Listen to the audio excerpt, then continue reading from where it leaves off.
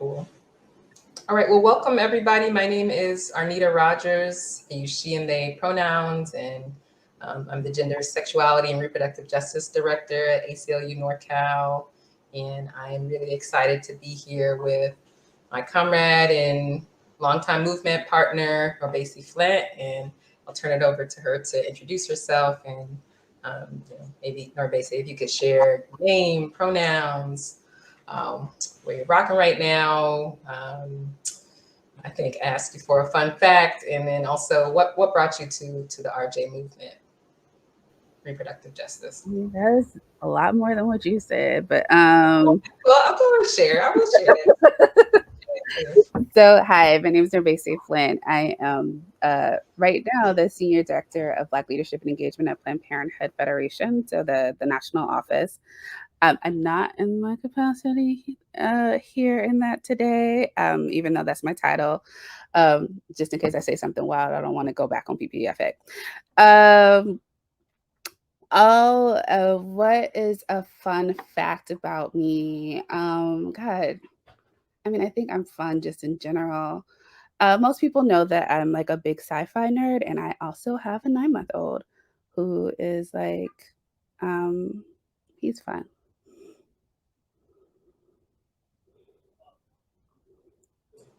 Great. Do you want to share a little bit about what brought you to the reproductive justice movement? Oh yeah, that's right. I was born into it. I say that for a couple of reasons. I come from a long history of folks who are called like activists in chiefs. So my grandmother, my mom, my cousin are all folks who, in their own ways, uh, stood and fought back and did that and thought really deeply about how they are and how to uplift community. And so, funny enough, as I was growing up, I was like, I'm never working for nonprofits because I was just like, it's so much work and it's so hard work, right? And so little money. And I was like, I'm going to be the person who's going to make money in my family. But I always wanted to, or all the things that I ever volunteered for, all the things that, I did after school, in school always was centered around reproductive and sexual health. One, because I was super comfortable in it. And two, because it was like home, right? And so I think of it in the sense of like, I can't remember a moment that I wasn't in the RJ movement, that it was always just kind of how I grew up, how thinking about the world intersectionally was just how I was taught. And so, I, yes, I was born into it, but I also decided to like work in it and be in it and stay in it because it is my true heart and love. I love that. Thank you for sharing. Definitely born into it, born into the movement. To back it up, I guess I'll share a little bit about myself. A fun fact about me is that I am in a drumming group called the Boom Shake, and we are a group of women, queer, trans, and gender expansive folks that drum and sing and chant for movement spaces. We get out in the streets for rallies, so that's what I kind of do to sustain myself outside of work. And then what brought me to the RJ movement is that, I also come from like a lineage of advocates and activists. And I've also always been very interested in it's like the reproductive control of Black people's bodies and the legacy of it going all the way back to slavery. I read a book in college called Killing the Black Body by scholar Dorothy Roberts, which was really transformative for me in academic reproductive justice. Encourage everybody to go and read it. And yeah, like in that book, she really started to draw connections for me around economic injustice and punishment, surveillance, and a lot of things I saw borne out in my family and my community. And I kind of wanted to get involved in a professional way. And I went on to work at a place called the Women's Community Clinic. It's in San Francisco. They provide, at the time, they were providing free sexual and reproductive health care, and also harm reduction services for women and gender expansive folks in San Francisco. And so that was kind of my first kind of entry into doing reproductive justice work through, working directly at a reproductive health clinic. So just wanted to share that with y'all before we got into talking about some of the direction of some of our work. All right, so Norvese, so I know you recently transitioned into doing federal policy at PPFA, at Planned Parenthood, but for many years you led the policy program at Black Women for Wellness, and more recently the Black Women for Wellness Action Project. So could you share a little bit about your work at Black Women for Wellness and then your current role at, to the extent that you can, at Planned Parenthood, and from both experiences, how do we frame what's next in California post-Roe, and what does a vision for reproductive justice include? Yeah, happy to. So Black Women for Wellness and Black Women for Wellness Action Project. I'll start with BWW. It is a Black reproductive justice organization that was committed to, is still committed to the empowerment, health, and well-being of Black women and girls. We're in California, we stay in California. I still think of myself as a person of BWW, even though I have left to the federal level. We did state work at Black Women for Wellness. But the work really centered on like the intersections of all the things that impact Black women and girls and any folks who identified in that space. And that came from the work that our work evolved, our Black Women for Wellness work evolved through the work that our community asked us to. So our first program, or Black Women, I'll say our, but Black Women for Wellness's first program was a program around maternal health. And that is because when we we had a conversation and we were sitting in a room talking about infant death, because someone had in our space had just had a pregnancy loss, and we looked to see and we asked how many people experience a pregnancy loss, or a loss of a baby, and like almost all the women in the room raised their hand. And that told us that we needed to do some work. And so we like linked up with um, a couple of organizations in Los Angeles, birthing partners and other folks, to start addressing those issues. And our work evolved around that, right? Like Black Women for Wellness's work evolved into the work that it is today. And that was some 23 years ago when it started in 1997. Now, Black Women for Wellness does policy work. Some of the policy pieces that Arnita was talking about in the prior panel are some pieces that Black Women for Wellness Action Project is working on, because we know that the structural and institutional issues are things that we absolutely need to address when we're thinking about the health and well-being of Black women and girls. And BWWAP evolved out of BWW, that is our 501c4. The reason why we think about it as a 50, or why the C4 is important, is for mostly IRS purposes. But if it became so not certain, but so apparent and clear that we needed more tools in our toolbox to hold elected officials accountable to Black women and girls. And some of that includes elections and candidates.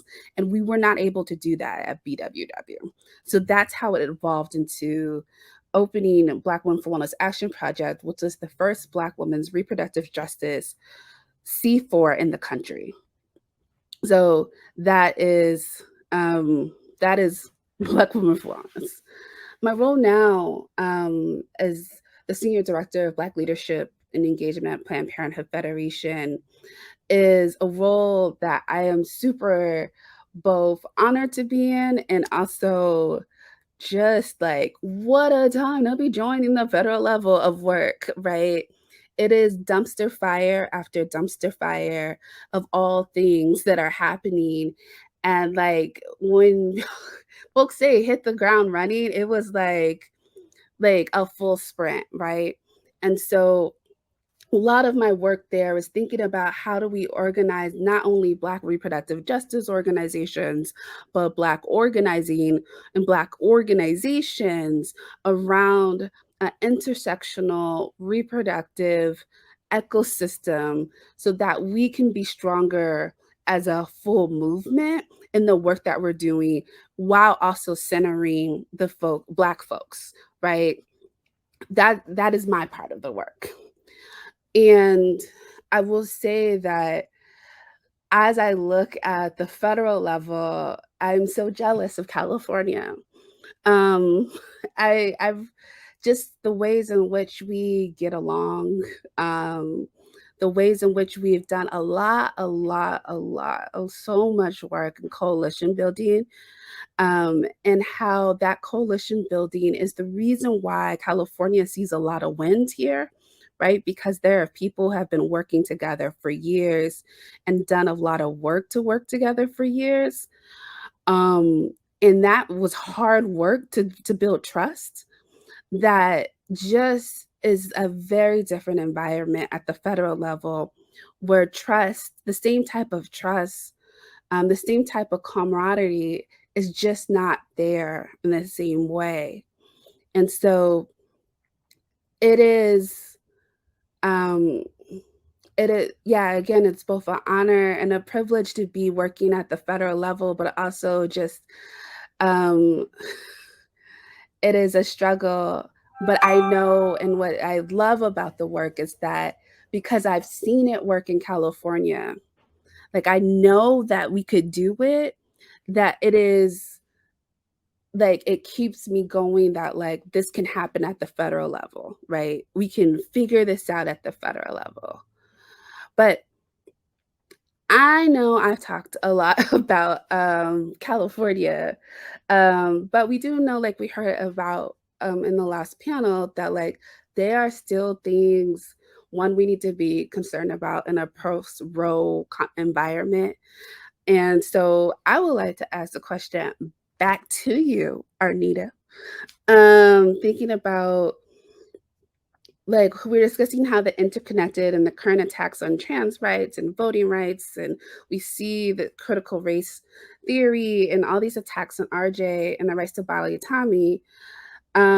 What do you think California's perspective on what's needed on the ground around litigation, policy, and organizing on these intersection issues, particularly given that we've been at the front, right, with the Fab Council and all those pieces? What else do we need to do, and like, why is it important?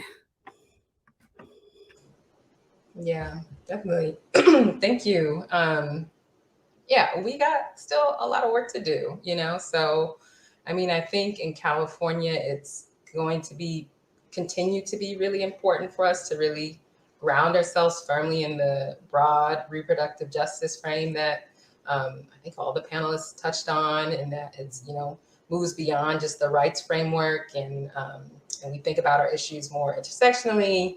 And also gives us more space to envision, you know, what we need to thrive and like really have self-determined futures, not what's just like legal, what we have the right to do, but and what's really been inaccessible for too many people. And so I think, you know, outside of, you know, traditional advocacy, maybe it is traditional, but, you know, I think we need to be working on building more power with communities that are on the margin and who are really bearing the brunts of the, you know, the different types of attacks that basically just mentioned, and really centering their experience in leading advocacy, and not just kind of going for low hanging fruit up, you know, in California about like what might feel politically expedient. Like if we're going to be leaders, we need to take on things that are tough and transformative.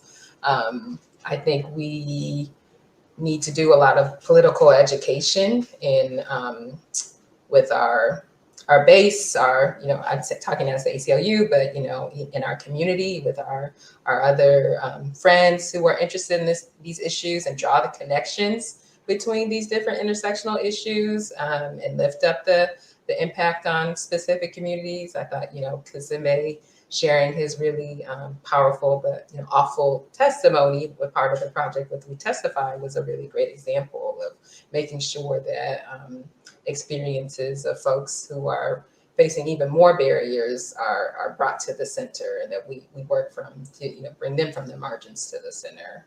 Um, I think the ACLU is, you know, as a multi-issue organization, we really have a role to play in holding our champions accountable across our issues. You know, it's not good enough just to be a champion on one issue, on voting rights, and be, you know, ambivalent towards reproductive justice, or you know, be good on reproductive justice and then still, you know, want to maintain or enact carceral or punitive approaches to harms that women and gender expansive people, or even families who are living in poverty, experience. So we need to be advocating for policies that really support our whole lives, because that's the RJ frame. And, you know, I think we could be building, you know, in that regard, we can be building cross movement coalitions. You know, I think we do this, you know, a lot already, but I think, you know, this political moment is kind of telling us that we need to do it even more, and really be able to, you know, as advocates, elevate intersectional stories at all levels of the political process. You know, so I'm thinking, like, for example, my team, the sexuality and reproductive justice team, like, we do a lot of our work, and some of it centers on, you know, even the level of, like, the local school board, or you know, our board of supervisors. We need to be, you know, making sure that we are advocating for RJ minded leadership in all spaces where decisions are being made about our bodies and our future. So I think that it's definitely a role California can play.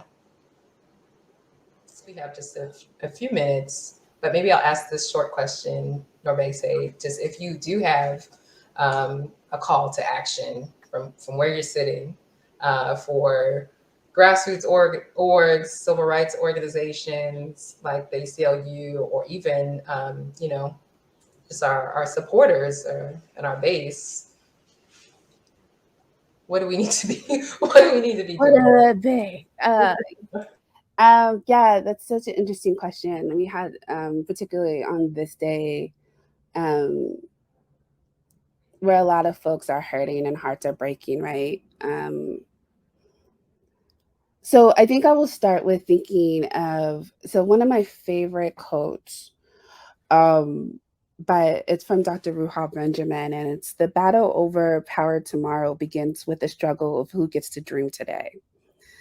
And why I enjoy that like that quote, or what that speaks to me, is that sometimes we don't think about dreaming as a way of strategizing and revolution, but it so much is.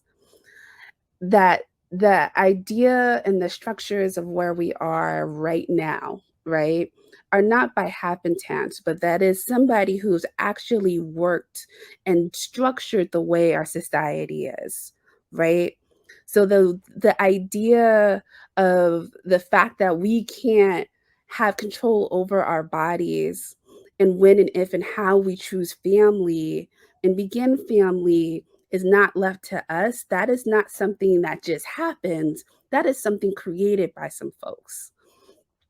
And the idea that you can't go worship or go to the grocery store or send your kids to school without having the fear that they will die, that they will be murdered, right?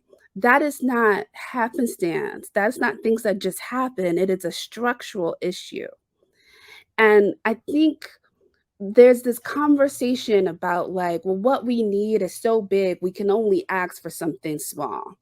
And that, I think, is just in conflict of what the call to action needs to be.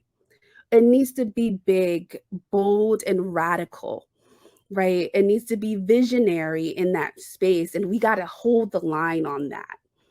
That doesn't mean that we can't look at and think of little wins on the way, right?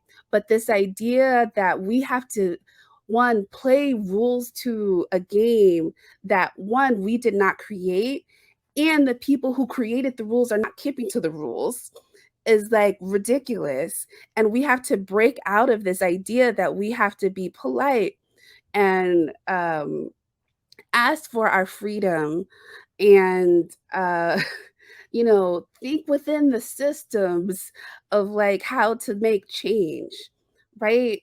And so I see this, and it's kind of like I'm like a little bit on my soapbox here, but like even in watching the news today and how folks were like talking about um like what the calls to action to are, and they're like, can we have background checks? And like that is not enough, right?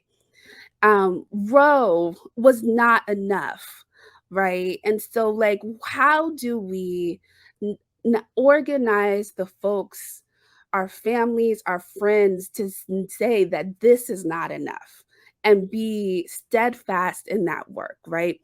A lot of times here in California, we like to say and give and be like, let's go help those folks in the other states, right? We got work here to do at home, and we could start organizing at home because we got some folks in office. We got some friends that need talking to. We got some folks that we need to collect to make sure that if anything, California is seeing like, nah, background checks is not enough. Row ain't not enough. No, we need some real climate change. We need to make sure that voting rights, and this is not just for us, it is for the country, right? And be steadfast in that work and say that if you are not with it, then we will not be okay with that. So we might need to dismiss some of our elected officials who've been in office for a while. So these are the things that I like would love to have for call to actions for us, is to be dream super big and be bold and unapologetic in the ways in which we strive for our families, because our actual lives are at stake.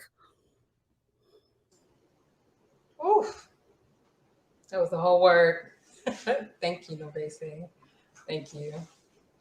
Um, all right. So we have just a few minutes left. If folks had any questions, they feel free to drop it in the chat, or any comments. You can feel free to come off mute. We just have a couple of minutes, but I just wanted to very quickly look at the picture. I'm someone who's battled on the disability front on behalf of my son. I'm a woman who was pregnant 7 times. I have a son missing part of his brain. I lost a daughter late in the pregnancy. I had 4 miscarriages, unusual. I don't know where to place myself in the work. So I'm looking at the two of you thinking where, I'd love to do it through the ACLU, but I'm asking myself, where do I begin to find a place to make a meaningful contribution at the level that I physically and emotionally can? And I don't know how you would suggest that I begin. And if that's, perhaps I can call and just talk to someone at the ACLU. That might be the easiest thing. But I just wanted you to know that I'm not someone who's worked in reproductive justice, but I've worked in the disability world and the human rights world. And I love what you're saying about the need to weave all of it together with huge vision and gutsy irreverence. Because but I don't know where to go and how to start. So, I mean, I can give my little 2 cents, but definitely this is Arnita's show, so I'm gonna let her also finish. I think so. First, I wanted to say thank you for sharing your story and giving even the tad bits, right? Because your story, a lot of people, when they hear folks' stories, they can then start identifying with those pieces. And then I know you said that you didn't do RJ work, but it sounds like you have been. You just might have not been calling it RJ, right? In terms of weaving those stories around human rights, because that is the work, right? Weaving those stories about how people come and who they are and living at those intersections is important. I always say that there are two ways to jump into the work. One is to just start with your friends and family and start organizing there. And then two, reach out to an organization like the ACLU, like a RJ organization, because I think they are always looking for people to help, plug in, tell stories, organize, stuff envelopes, all those things, right? And could help connect you into the right space that feels right for you. Thanks for that. I think I appreciate the notion that I've already been doing the work without realizing it, because I do share. So thank you for that. And these are very simple ways to continue doing it, but to broaden. Thanks. Absolutely. Okay, great. Well, we are at time. I don't know, Ruth, if there's anything we should close out, but I definitely want to extend deep gratitude to Norbese for sharing this wisdom with us, and for all of you all for tuning into this discussion and for allowing us to be in conversation and sharing about our work and our hopes for big, bold, and visionary and transformative change here in California and the country right now. So thank you, everyone. Thank you for having me, Arnita. Always ready to do rebel stuff with you. Thank you, girl. Bye-bye, everyone.